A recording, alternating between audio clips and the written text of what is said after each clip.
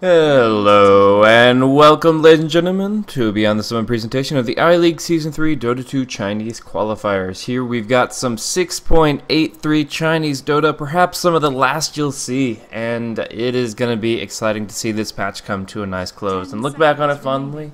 Thanks for the memory, 6.83. It's been absolutely wonderful. There have been some highs, some lows, some ups and downs, but I think we learned a lot more because of who you were and what you did. It's just, it's a room to grow. It's just room to move on and move into a new era with crazy items that do crazy things that I cannot even begin to speculate on how it's going to affect the game. But I'm going to try anyways. So let's go into this game here. Ehome versus Team Bheart. Game 1 of a 2-game series. We've got 4 games of Chinese Dota for you here on Beyond the Summit. Thank you guys so much for tuning in, and hope you're ready for some theory crafting. But no, most of the focus will be 6.83 centric. I have a ton to say about the 6.84 patch. If you are into that stuff, probably just follow me on Twitter, because that's where you're gonna get it for sure. By the way, I am Blaze over on Blaze Casting, if you guys were wondering. But let's get into the draft here. To kick off our day, get some caffeine flowing, get some ice on the wrists. Alright, let's see here. We've got Band of Spirit Breaker in Phase 1. I actually have not seen that as often, but Spirit Breaker, Queen of Pain, Band out, Bat Rider, and the Sniper.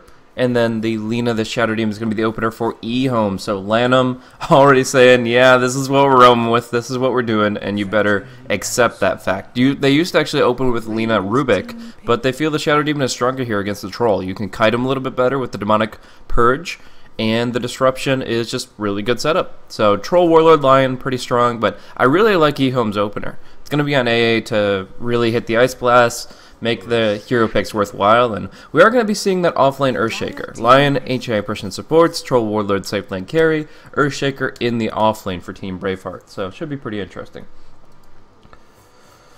So it's pretty interesting here for Ehome, going with the Lina, Shadow Demon, Phantom Lancer. I'm curious if there's any part of their draft that is practice for future patches, because in my mind, Shadow Demon and PL are still very strong in 6.84. In fact, I think Shadow Demon is one of the best supports. Minor buffs, but this hero is already underplayed and underappreciated in the competitive scene as it is. We're seeing him finally kind of get back a little bit of that resurgence, as we're seeing a lot more roaming activity across the maps, but oh my, some of those buffs for Shadow Demon, small but significant. He's one of my top 10 of the patch.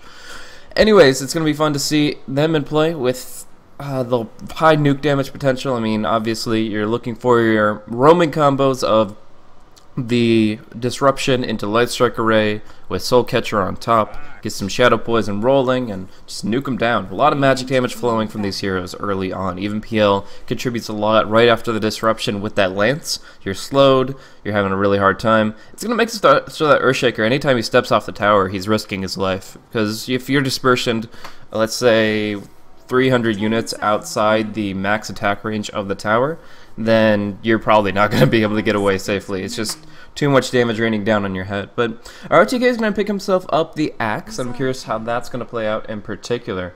Because, I mean, yeah, it's going to be a good tool for initiating, good tool for controlling the Troll Warlord, getting counter helixes against him. Block is still pretty good. Yeah, so blocking the Troll Warlord's auto attacks, that kind of stuff. Alrighty, so beyond that, we have the bans out for Phase 2. It was the Tide, the Brew, those teamfight ultimate heroes. They end up going with the Earthshaker instead, which is a very different type of hero, but still, I guess, with the same goals in mind in this game here. Then we've got the Gyrocopter and the Storm Spirit banned out from the side of Team Bheart. Really just worried about that safe in mid lane mostly. But Phantom Lancer is going to be one of those heroes, and they're going to ban out the Zeus for the other. So Ehome have a lot of different options they could actually run on their mid lane here. They could still run the Lina. It's unlikely considering Lanham wants to combo that up, those two heroes up, but it's still definitely possible to run Penny Tang, aka BOA, as the Lina on the mid. And yeah, Viper going to be banned out for the other side, so they obviously don't want to be crushed in that lane in the laning phase. Tinker's going to come out though, and he's going to cause some issues. Hasn't gotten his super lasers in 6.84 yet, but he's still actually quite a powerful hero. Has a lot of strength, and specifically with a draft involving Ice Blast. Like, you get the long-range heat-seeking missiles, you throw some cold at him on top, and you maybe get like a Blink Lion in there, and you can get some easy kills. So I think Tinker has some good potential in the context of turtling this game. Earthshaker, Ancient Apparition, Troll, and Tinker. Sorry, just the AA, Earthshaker, and Tinker are all really turtle, high ground defending heroes with the Ice Blast, the Echo Slam, Fissure, and March of the Machines. All those really will make it very difficult to siege the tier 3 tower, and that'll give opportunities for Troll to build himself up, go for the 6th slot. So I'm curious how the Tinker is going to build, because item-wise there is a lot of variability in Tinker play these days, and there's some real potential, I would say. But yeah, so going into the last pick for Ehome, they've got a pretty good all-around lineup. They could use a little bit of damage, probably. I mean, right now they're scaling pretty well. They're initiating strong. It just comes down to that kind of middle ground. Actually, they're going to go with a Mirana here. So this is a pretty interesting idea. They're going to run it as a support. Okay, so Shadow Demon Mirana support duo. And the damage will come from the Lina being rotated from a support position in my mind to a mid position. I think that's going to be a really strong selection, and it works perfectly fine for them. The Shadow Demon Mirana combo, if having been practiced in terms of coordination, will still be as effective in my mind, and if not more.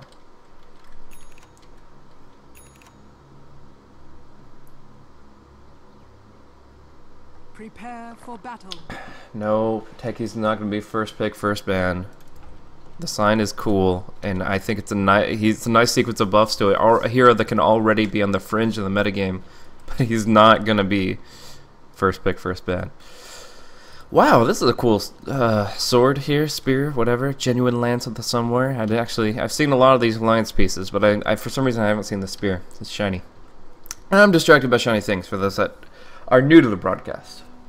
Thank you for tuning in, but I am distracted by shiny things.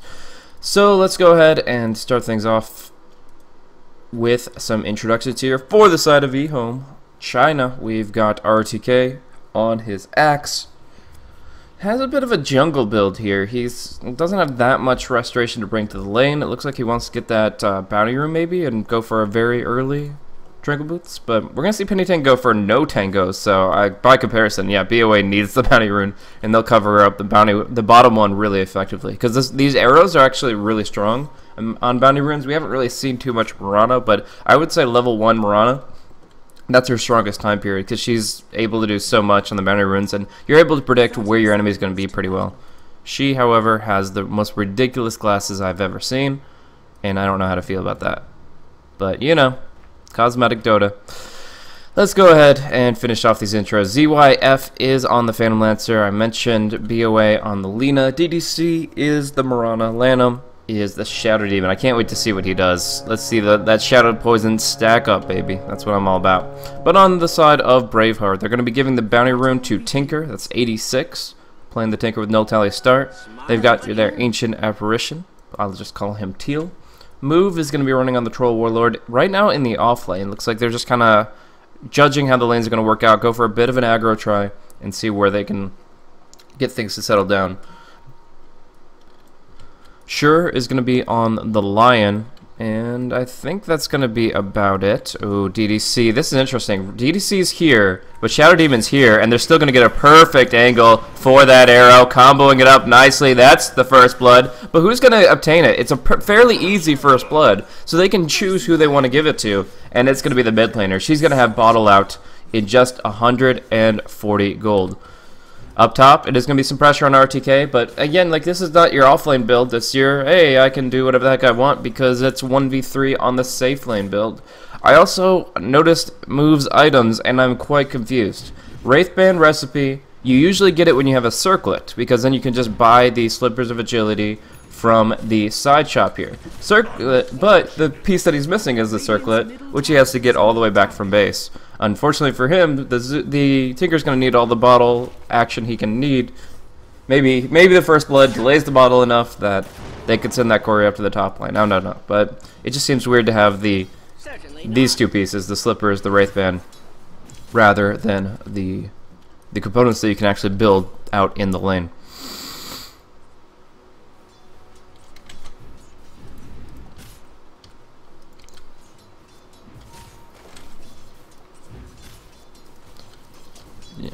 I'm excited about Morphling support / Morphling strength Morphling builds in general. I think there's some real potential with the new stuff that he's gonna get.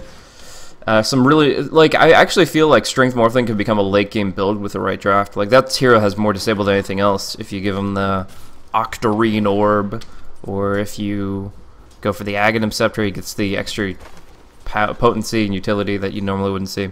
But let's keep talking about these. I promise you that I'm gonna get distracted with 6.84 stuff. I like hearing the theory crafting from you guys about it in the chat, so I like to add into that discussion because again, I have like 1,000 things to say, and well, I'm impatient about it as much as you guys are. But in this game here, we've got a 1v1 lane that actually favors Ehome quite a bit. By dodging that aggro try and bringing the PL down bottom, they are 1v1ing PL and Earthshaker. And Earthshaker, I mean, especially without an early point enchant totem, really doesn't have much he can do to the lane. You can see 3 last hits versus the 15 of ZYF. He can try to last it with Fisher here. Doesn't look like he will get much. But yeah, if he went for... Oh, we're going to see Disruption, Arrows, and we're going to see the death of the Ancient Apparition as a result of those. But they also got the Battle Hunger out onto the Lion, and they want to bring him down too. Arrow cooling down, but the right clicks are sufficient. I don't think they get moved, but they could certainly try. So yeah, I saw DDC, as well as Lanham rotating that way, but looking at the Earthshaker... 1-1-1 build, I think, is a lot stronger in a 1v1 because the Enchant Totem, I mean, that's 100 bonus damage to actually get a last hit, and it only costs 20 mana. That's very cheap, but as it is, it's just... It's difficult. It's difficult to find any confidence in this 1v1 matchup. The PL is going to harass you every time you hit the creep wave. We're going to see Shadow Demon go for a disruption play against 86. Oh, they're just trying to set up the Light Strike Array. They don't even need the Mirana to roam in when you're roaming on the mid lane, thanks to the natural Shadow Demon Lina combo. We're going to see a pull come across from the Dire side, so that's going to be on the Troll to last hit a lot of this, and it looks like he'll pretty much be successful. So, good spot for him to be in. Does not have a Stout Shield this game, which is a little bit awkward. There's going to be a lot of attacks heading his way, and I think that he's going to be... wishing that he could block them. Like, the counter helix is blockable, all the illusions from both Shadow Demon and Phantom Lancer are going to be doing no damage against Stout Shield, but a decent amount of damage without it. And actually, we might see some play down bottom. The problem is there's no mana on the PL, so although it could be a great jump, there's really no follow-through unless DDC TP's down, and he's just sitting mid right now. Oh, Penny Tang looking for the invisible Light Strike Array. The arrow going to miss, though, and he's going to play it safe. It looks like Lanham's going to run into Dog 7 anyways. And he's just going to force him back. Kind of play zoning support. So, as Smoke actually broke through here, they really want this kill. They'll connect with the Whirling Axis. It'll set up the Hex. There's the Earth Spike on top. And that will result in a lot of damage, but maybe not a kill. The arrow locks down move, and he was the one that would go for the last couple of necessary right clicks. He was still in melee form, so he could have definitely switched it up to get a little bit more potency there. We're going to see Dog 7 eat a Lance. Now they can go for the disruption, but actually the Fisher, ZYF going to take a pretty big hit here, and Lanham is going to be doing things solo. It looks like there is no Lance. He's very close. There it is. He gets it with the Aquila and Magic Wand regen. So they will be able to bring him down in the end. Barely getting every point of mana that counts. Where's those mangoes when you need them? Oh, Clarity cancel. Oh, that sucks. Is that... Yeah, I think that was the Shadow Demon's Clarity, so maybe he just didn't tell him in time. But Clarity cancels immediately. That's pretty wasteful.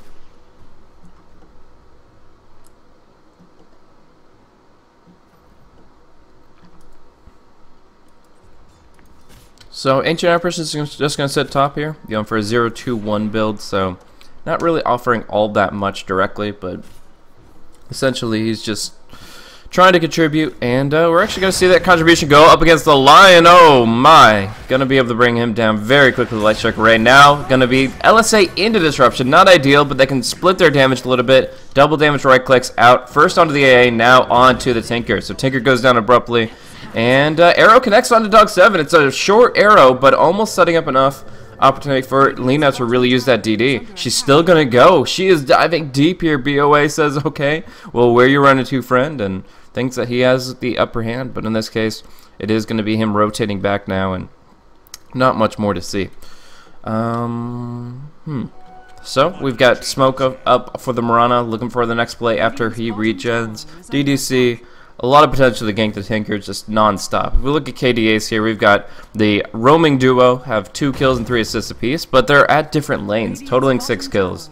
And it is going to be really just shifting how this plays out. Is that the amount of confidence they have to have in their laning configuration is shaken. They have one Radiant Observer Ward that helps with rotations that go from bottom to mid, and they do have a Tinker covered up now with a good Obs Ward. But overall, they're at a loss. We're going to see Landom come in, look for the disruption play. He's just going to eat that Earth Spike and use the Tranquil Boots to heal himself up.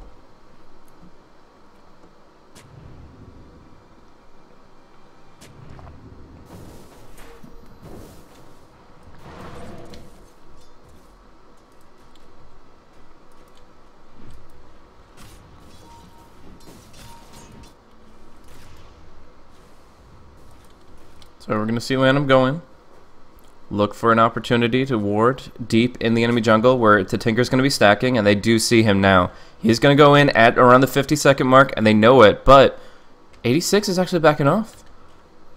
I don't think he saw them, but they are communicating well. They're having some really good map awareness, and before he would absolutely be going for a creep stack, instead he's going to be hiding under his tower. They're actually going to try to turn this. Going to see some good damage onto Landom. He's already under tower. Dodging in the arrow from the Tinker, but still being Laguna down. It's just too much fire. Even though it was some really good movement from the Tinker there. A very, very impressive movement. It's just too much. He just can't deal with all this damage right now when they're going to commit the Laguna Blade as they do. So it's just, in this position, you always go for your stacks. You always go for the efficiency move. You want to build up your creeps for the March of Machines, but he knew that there were enemies lurking in the shadows, and he was not going to get caught out. It was really a good move from the Tinker, but in the end he still falls just because it seems that Ehome are just in such a position in this early game that death is inevitable. If they want your life, they will claim it, just committing more cooldowns in the process. RTK farming up a storm. Look at this guy on the lane and in the jungle. He finds himself 40 last hits, and he is only 150 gold off of a Blink Dagger. I mean, that is just absurd. I'm going to see that about 10 minutes into this game. The Tranquil's on top. Now we're looking for the arrow play, but Shadow Team is the catalyst for that, so they're not going to find it. And Drums of Endurance going to come out for ZYF very, very soon. Pretty good item on this hero, I would say. The aura is really nice. The stats are very powerful. I actually really like that idea.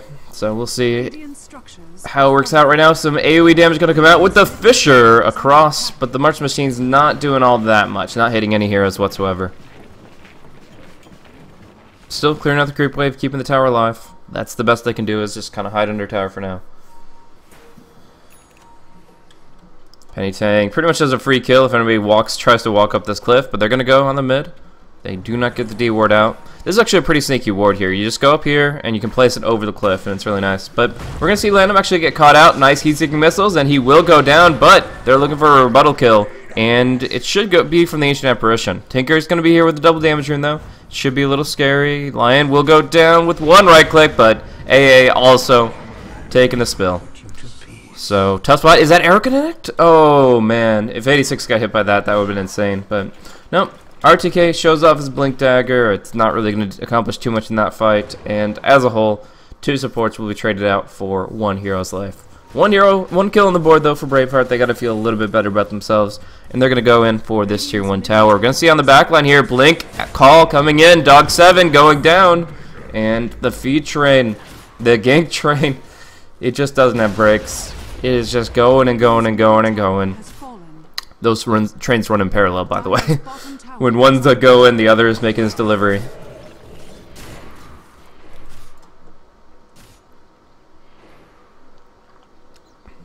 So here we are.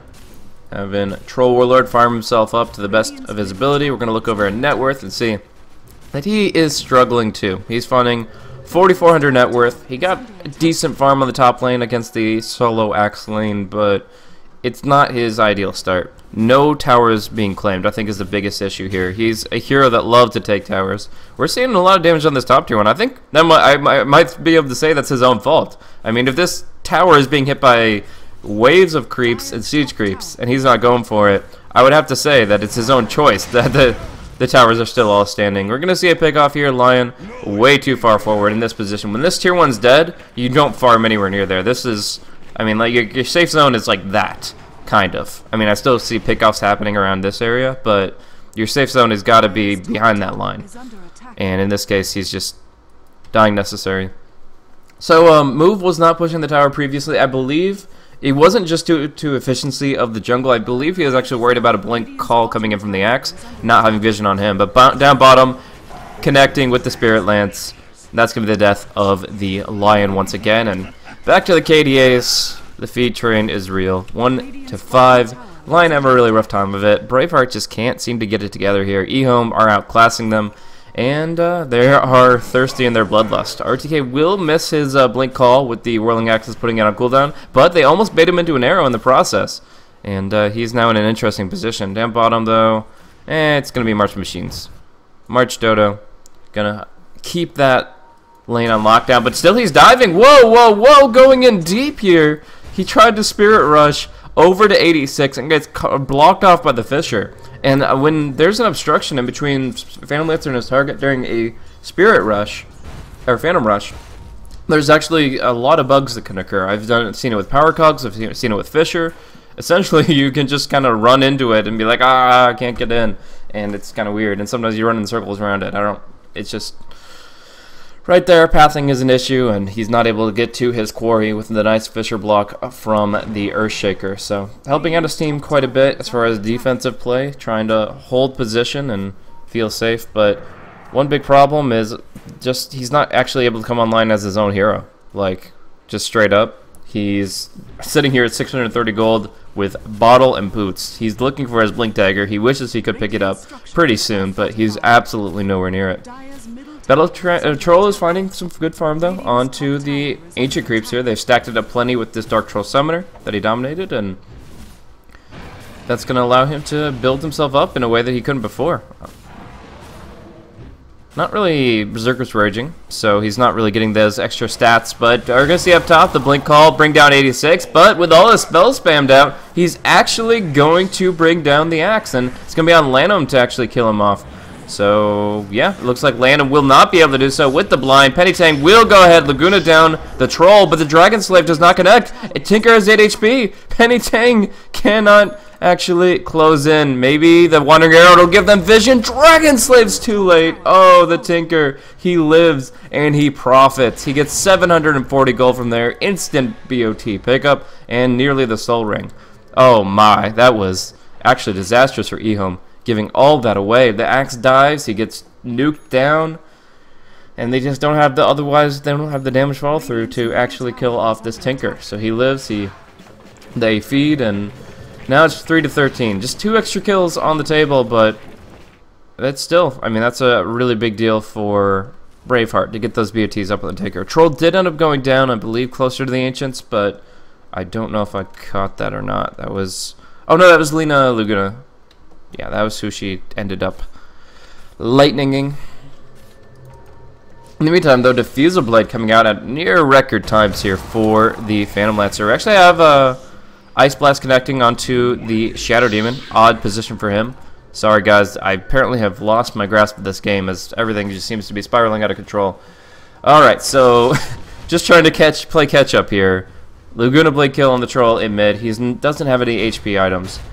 Down bottom here, D-Ward Wars going back and forth. They get the Shadow Demon in an aggressive position. He gets picked off, and now they're starting to kind of build themselves up on those kills. But all the while, ZYF has been farming. He'll have that Diffusal Blade out in about a minute, and then he's going to be fully combat ready. He's not going to be having anything stopping him from just going right up into the enemy's face, and that's going to be exciting to see. I mean, right now, the March of Machines is trying to delay the game, trying to slow things down.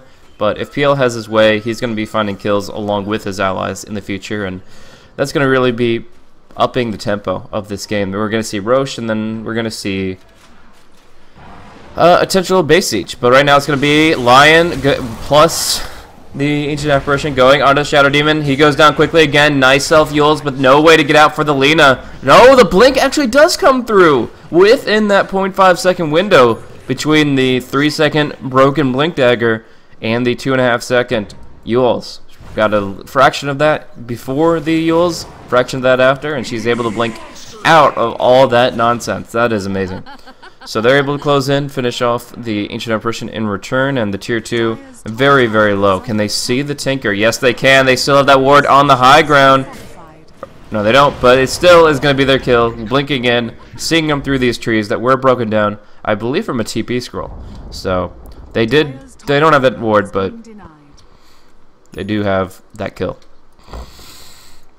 And yeah, the Diffusal Blade is up now, so PL perfectly fine to just keep pushing, keep doing his thing. There was a tower denial from the Shadow Demon up on the top tier 1, so even now, Troll can't get exactly what he's looking for. We're seeing that Ancient Sack also cleared out by the Axe. He says, thanks, little Dark Troll Summoner, I'll take it from here, and he's going to be able to clear out all of these. It does cost him a decent chunk of HP, because you look at his item build, and it's not a tanky one. He has a Blink Force Tranquils, no Vanguard, nothing like that. So we're going to see actually him having to blink out of the fight immediately, but they still immediately zap down the Lion. It's going to be on the Troll to try to reclaim lost ground, but Lanham's like, yeah, if you want to join us, that's fine. We've got Demonic Purge, Disruption into Light Strike Array, and you're dead. So it works out pretty well for them. And even, Lanham won't even take the heat-seeking missile thanks to the Disruption illusions, tanking it up. And now, dunk down is the Ancient Apparition, now charging the Tinker, who has already TP'd away. Down bottom, the tower down to 150 HP. There's a BOT debuff now? I didn't even know that was a thing.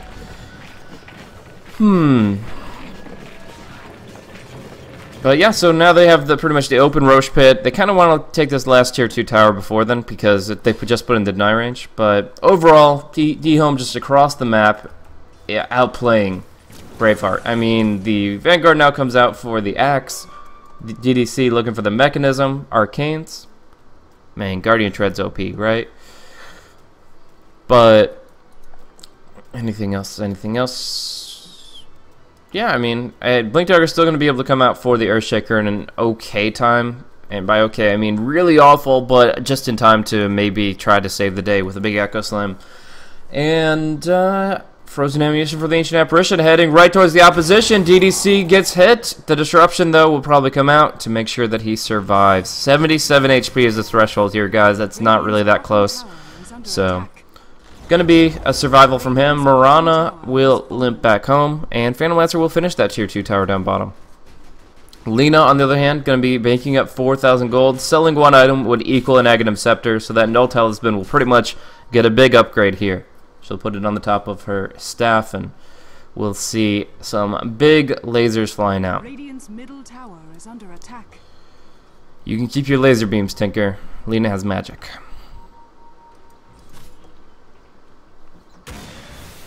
So we're going to see here, Penny Ting on the high ground, Blink Yules available, and a Troll Warlord in an awkward spot, but they don't go. They think that he has too many reinforcements behind him, and they won't actually go for that play. Very interesting.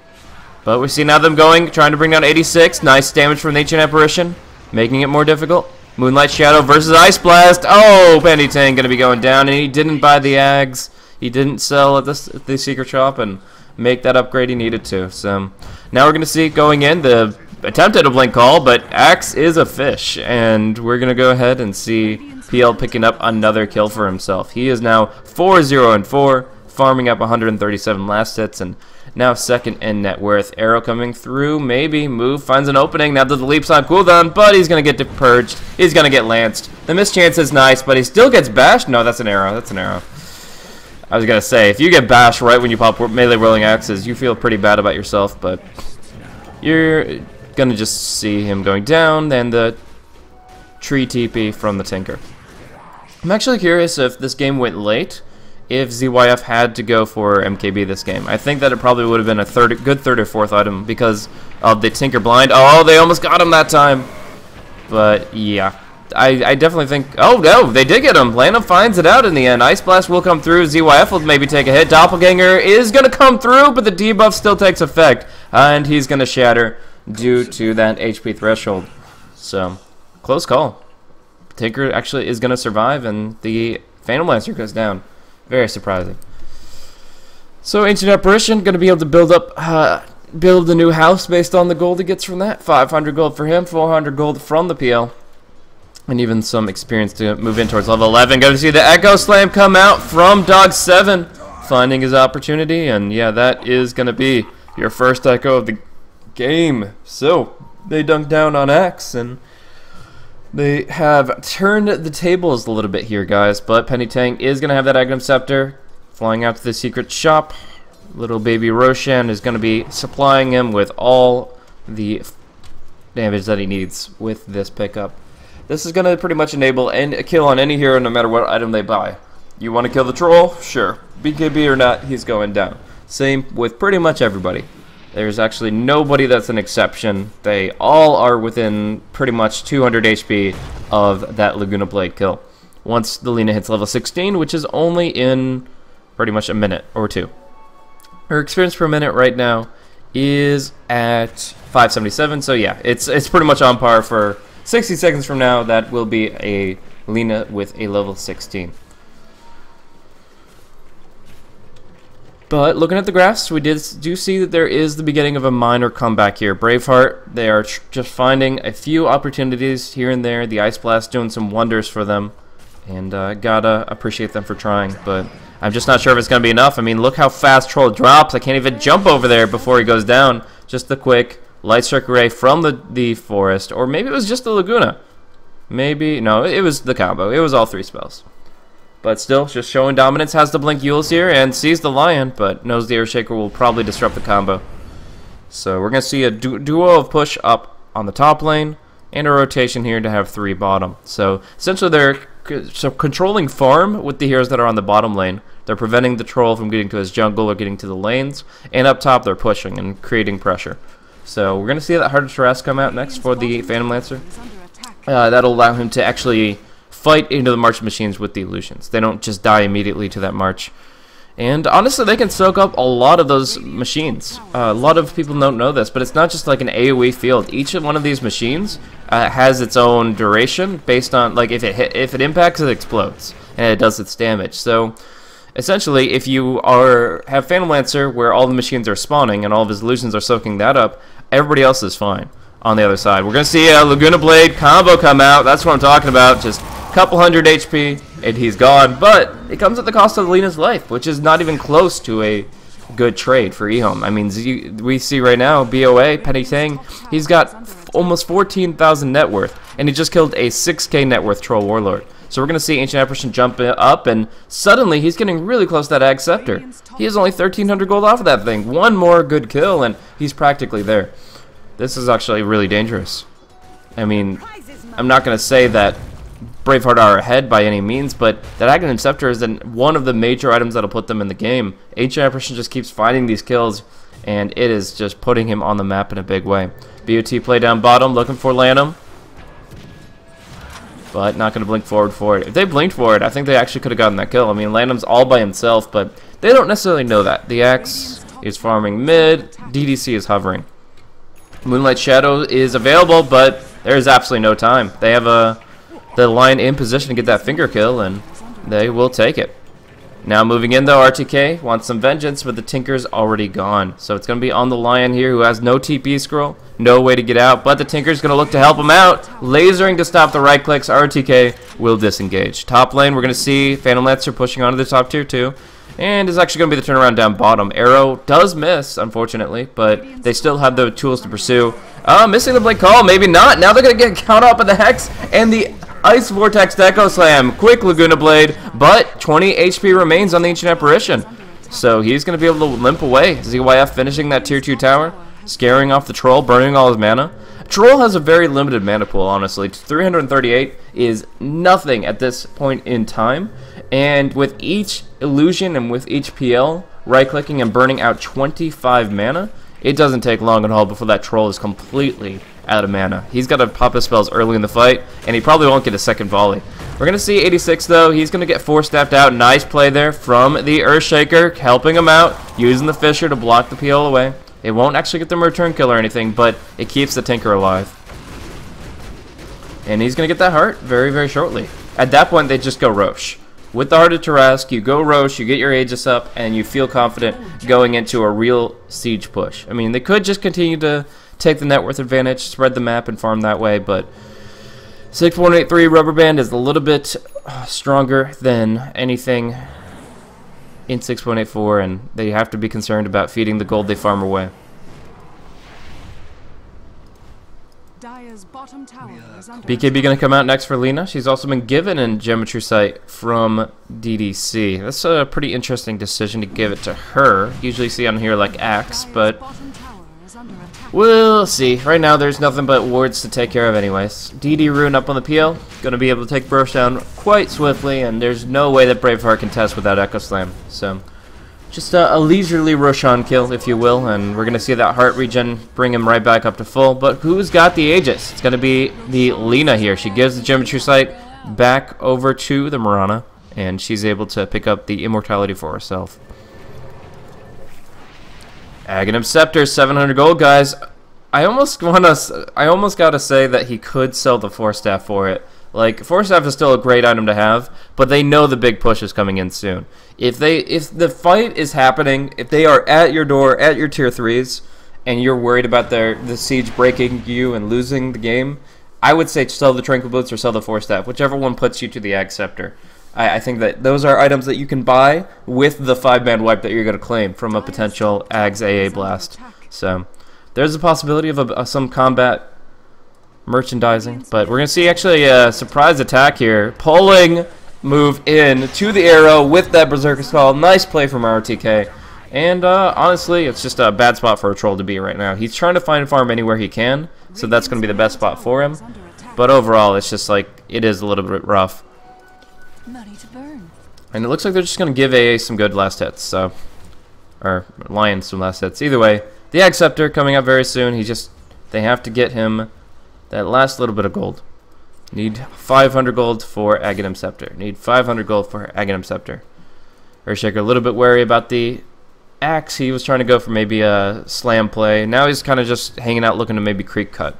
If you can just go ahead and kill off the creep wave and then TP out before they can do anything about it, that's good enough for them. Blade Mail up on Axe actually is a pretty good thing here. RTK took a lot of damage there, and the response is that Tinker will eat his own march to some degree. We're going to see mid push coming through. Tier 2 is definitely going to fall. So that's the last outer tier tower, 100% dead. But we'll see what Dog 7 has. What's the time that's been given to him? It looks like he'll just TP home, and they'll look for that defense. AA, Ice Blast on cooldown, Phantom Rush onto the tower. But 400 gold, does he sell his Tranquil Boots? I think at this very moment he could sell his Tranquil Boots and be so much better off for it. But we're going to see initiation for now. Earthspike coming through. Oh my gosh, that's a dead line. But there's an Echo Slam, and they're just going to be able to crush down BOA's first life. Defensive Disruption helps him for now, and he might be able to be healed up. Yules blink away. It's possible. It's going to happen. But they have to burn a lot of Earnest Shadow charges to heal him back up. So that's what they're going to do. Ice Blast, Frozen Ammunition from the Ancient Apparition connects. No! It's just out of the range. Oh! Damn you, Cursor. Damn you, Marker. It seems like the cake was a lie all along. But they do repel them from the base without losing their tier 3 tower. Just essentially scaring Penny Tang out. He doesn't want to lose the Aegis for nothing. He wants to build up his golden experience, or sorry, his HP and mana. And then, of course, he will be able to Laguna Blade again, which is the major game plan for this Lina. In the meantime, we're seeing high ground anti-Tinker wards for any kind of sneaky plays coming in from the Tinker. We have actually a Troll Warlord moving about here. He had Ice Armor, so I'm assuming he had a neutral creep possessed somewhere. But not seeing much. Alright, so BOT's picked up for BOA. He's ready to rejoin his allies at any point in time, but there's the Ag Scepter onto the AA, so he didn't have to sell anything for it at all, and they still are able to hold their base at this position. So AA, 31-minute Ag Scepter is not bad at all in the context of this game, And they're actually going to be able to just burn a couple of people down very quickly. With one Echo Slam, Finger of Death, Ice Blast. That's going to be 2 heroes dying, and that is going to be Ehome immediately retreating as soon as that happens. So I actually see a lot of turtle potential for Braveheart. It just comes down to not being caught out, though. The Tinker is kind of tempted to go and push out the lanes, BOT bottom, for example, and the trees are no longer safe. The Dire can observe all the way to this corner and this one, too. I'm going to see up top here is actually going to be the Moonlight Shadow, looking to connect onto the Troll Warlord. Still can't go for that BKB, and even when he does, will it matter against the Laguna Blade, Culling Blade? I just don't know. Blades in general, I'm seeing it's a theme for Ice Frog that blades go through BKB. The Culling Blade, of course, always has, but now the Laguna Blade with the Aghanim Scepter, the Abyssal Blade is your standard BKB counter.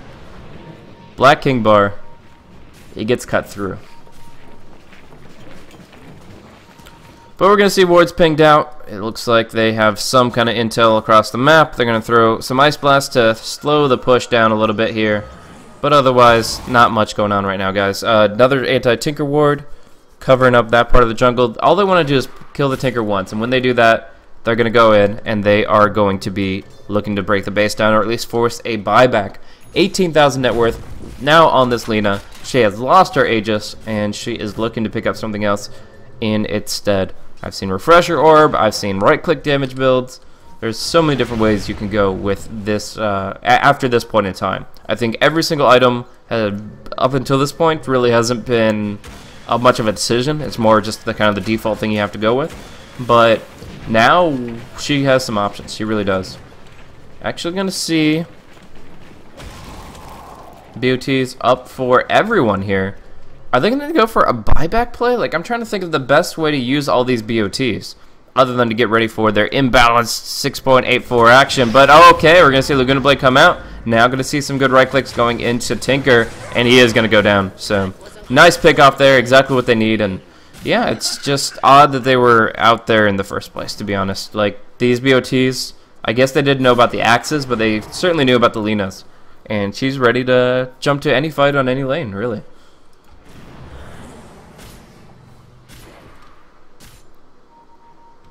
45-second cooldown TPs, guys.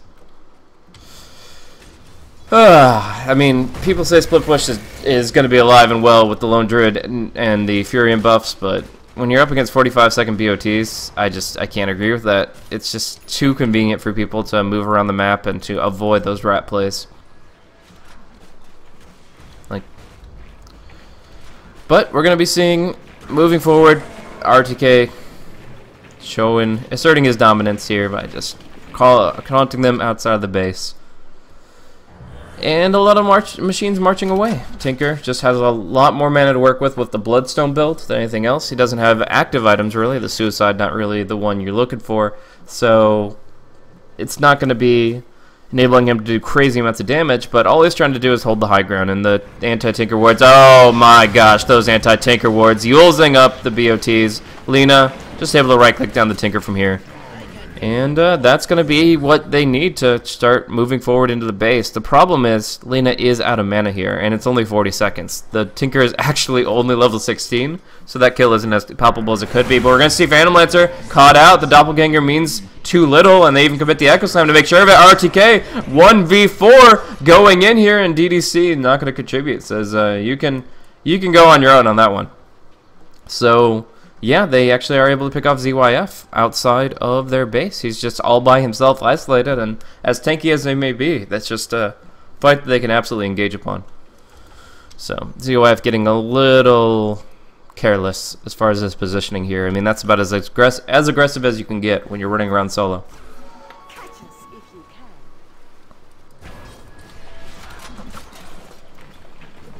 So Decisive Ice is going to be the pickup for Tinker. I almost think he should go for Ghost Scepter and then finish his Hex, but I don't know if he's actually going to do that. It's just a consideration. Another thing is that we often see Tinkers go for a second Soul Ring after turning their first one into a Bloodstone, just because that active is so good with Rearm. But in this case, it's 350 mana instead of 150, as it has been maxed out, and maybe he's just relying on the Bloodstone regen. I'm sure he's played these builds a lot more than I have, so Whatever works for him best.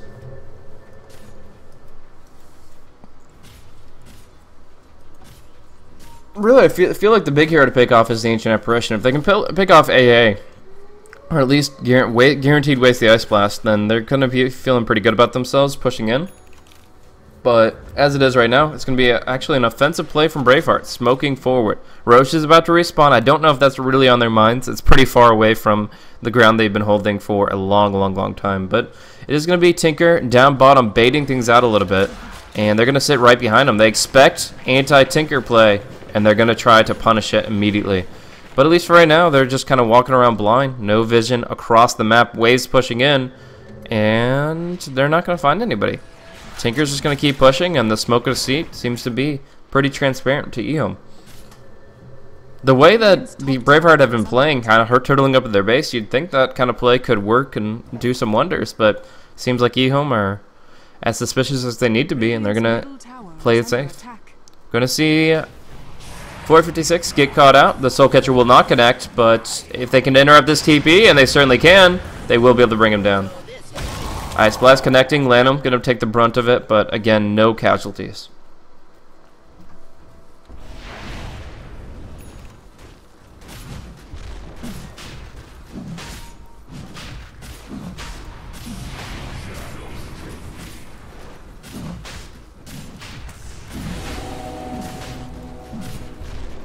So we're going to go ahead and see Roche go down swiftly. Going to see up top, though, Move has his BKB up. The Laguna Blade cooling down in 18 seconds, and a Hex opener. Do you even need a Laguna Blade when you've got a Hex? Maybe if you see 2 or 3 heroes sitting behind the Troll, thanks to that Dire Observer ward. Really helpful ward. Penny Tang would absolutely have gone for that play if he didn't have that vision, and he probably would have been punished heavily for it, but we'll see here. I mean, he's got a BKB, so in some ways, it's like they can't do anything to him. He's going to go in anyways. BKB immediately. The Echo Slam means nothing, and then Laguna down the Lion to prevent the Finger. He does get a couple spells off here. RTK getting pinned down. The Finger of Death will finish him off, and now Move trying to see what he can do. But, yeah. The Lena manning up in a situation where they don't have everyone, and CYF actually almost finding the Earthshaker. Wow, the Lance still connects, and the arrow will cancel that TP. Very nice follow through. So they are going to lose the axe, unfortunately, but they do put some damage into Braveheart, and they force out the BKB from the Troll. I'm not sure, like I said, I'm not sure if this is really the most impactful item when you're going to be Berserker's Call, Demonic Purged, and Laguna Bladed anyways, but it's an idea. Actually, going to see heavy push coming in from ZYF. Feels pretty confident right here with just the Earthshaker down, but does have to watch just his mana pool is 8 people. He's going to go in. Spirit rushing in. Phantom rushing on top of this Ancient Apparition. He can throw an Ice Blast, but that's about it, and he doesn't even bother with that. The Heart Regen is going to kick in under the tier 4 towers. All the illusions are going to soak up those missiles, but Ehome, ZYF might be losing his Aegis. Gonna have to wait out the respawn before he goes for the Doppelwalk, but yeah, he has lost his Aegis the Immortal, and the Hex is not fast enough. Blink Hex, though, will find him. Earth Spike falling through, but there's the defensive disruption as needed. So they're gonna actually purge out Move, get ZYF back up into the fight, and just use the illusions as he needs to, as the heart regens him back up. So they exhaust a decent amount, and they lose absolutely nothing on the side of ZYF other than the Aegis the Immortal. And it seems like ZYF had no intentions of using that for a 5-on-5. The Aegis there, he was going very aggressive against the AA, and he knew that he was committing one of his 2 lives with that play. So let's just look at items real quick to make sure I haven't missed anything. Yules is going to come out of Marana soon. Ags is going to come out for Lanham. I really like this. It's not just priming for 6.84. It's actually really strong in 6.83 too. Like, the way I look at it, I'm like, oh man, that doesn't really sound too good on like when I just read it. But then if you play the Shadow Demon, if you have that in your hands, it's a completely different experience. You go up to that carry and you are like, oh, that guy who can one-shot me, I can kite him for like 15 seconds straight with all my abilities. Like, just, it has so much potential, and of course adding on the muting or breaking effect in 6.84 just makes it that much more scary. No, I think that Shadow Demon is absolutely legit with Ags. It takes a while for him to farm it up. So get an Alchemist to do it for you, I suppose. But, yeah. We're going to be seeing the gold net worth lead Going to be 25,000. That's going to be experience closing in towards 30. But the items is really the most impactful thing here. And right now, ZYF is approaching being 6 slotted. He's going to have his Manta style. He can go BOTs, and he can also upgrade his Diffusal to Diffusal 2. But after that, he's got exactly 1 item to go for. And I kind of feel like it's that MKB this game. But hard to say. Could go for anything with agility or the MKB. Crit used to be really good on the hero, but seems like now he has so many items he has to have to feel potent that he might not have the room for that in his build. So they're just kind of slow sieging it right now, just taking it piece by piece. Glyph is available. The Ice Blast is still terrifying. They don't want to feed more lives away than they have to. We're going to see, however, the Tinker finish up his Scythe of Ice, and this is huge, guys. Being able to just refresh over and over on this Hex, the only answer really is to disable the Tinker with Call or Arrow, and to keep 4-staffing that sheep out. So Lanham's got a 4-staff, and so too does RTK. And they can pull that Hex person out of position and then look to disable a Tinker. But still, as far as like a... Oh, wow. That's an interesting play, but it's going to bait in Sure a little bit here. RTK going to get slammed down. Ice Blast connecting, and Petty Tang popping her BKB. Dog 7 going down abruptly, and this is actually going to be a lot of heroes falling very quick. This is not the commitment they were looking for. They needed more than just going and dropping a couple of ultimates on the Axe, who will just shrug it off in the end. Axe is grateful indeed. We're going to see the suppressive fire from these heat-seeking missiles. RTK going to get hexed up instantly. It's our pre-hex from the Tinker. It will shut down RTK's call, but still it won't deal with the situation in the Radiant base. The racks are falling rapidly, and as you can see, they're just not respawning fast enough. They're going to lose the melee racks for sure, and Penny Tang looks like he's going to be bringing down the Tinker too. Does get hexed up by 86, but the stun was all they needed. It's what they got, and now Move is caught out. He's going down.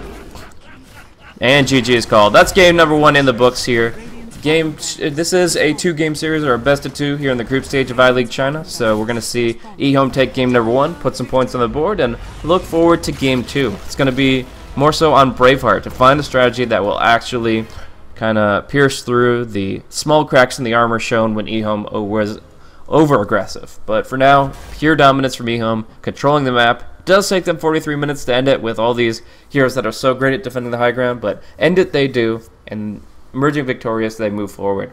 Unfortunately, the troll move doesn't really accomplish too much, and he doesn't look too good for his fans. 0, 9, and 2. Really rough game for him, but it is what it is. We'll see how Braveheart will change things up for game number 2. Once again, thank you guys for tuning in to Beyond the Summit. I myself am Blaze. Happy to be able to broadcast you guys these games on behalf of BTS. And real quick, if you guys have any thoughts on the patch, or you want to ask me any questions about my thoughts on different builds, different changes, whatever, just go ahead and in Twitch chat at BlazeCasting, just type that out at the beginning so that I can know that you're talking to me. And then, or you can also tweet at me at BlazeCasting, and that's fine too. But I would love to discuss the patch with you guys a little bit in between the games today, and go ahead and hit me up there. But anyways, thanks for tuning in. Once again, this was Ehome taking the first game of Braveheart over Braveheart, and we're going to be going into the second one. I'm going to get some more caffeine, and game 2 should be even better.